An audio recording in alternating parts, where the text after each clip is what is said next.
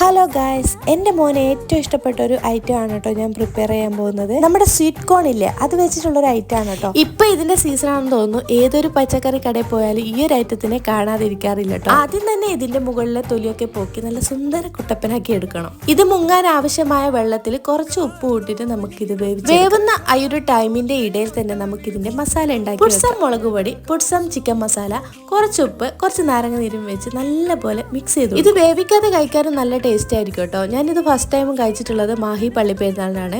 അന്ന് മുതൽ ഞാൻ ഈ മൂപ്പരുടെ ബിഗ് ഫാനായി മാറിയെന്ന് പറയാം. അപ്പൊ നമ്മുടെ ചോളം ആവശ്യത്തിന് വെന്തിട്ടുണ്ട് കേട്ടോ. അപ്പോൾ ഓരോന്നായിട്ട് എടുത്ത് നമുക്ക് പ്ലേറ്റിൽ വെക്കാം. ഇത് ചൂടോടെ കഴിക്കുമ്പോഴാണ് കേട്ടോ ടേസ്റ്റ് കൂടുതൽ. അതുകൊണ്ട് തയ്യാറാക്കി വെച്ച മസാല പെട്ടെന്ന് തന്നെ ഞാൻ തേച്ചു കൊടുക്കുന്നുണ്ട്. എല്ലാവർക്കും ഇത് ഭയങ്കര ഇഷ്ടമായതുകൊണ്ട് തന്നെ ഉണ്ടാക്കി കഴിഞ്ഞാൽ പെട്ടെന്ന് തന്നെ പ്ലേറ്റ് കാലിയാവും കേട്ടോ. ദേവൂസ് ഞാൻ അധികം മസാല പുരട്ടാത്ത കഷ്ണമാണ് കേട്ടോ കൊടുത്തത്. മക്കള് നമ്മുടെ മുന്നിൽ നിന്ന് ഇഷ്ടത്തോടെ ഭക്ഷണം കഴിക്കുന്നത് കാണാൻ തന്നെ നല്ല രസമല്ലേ.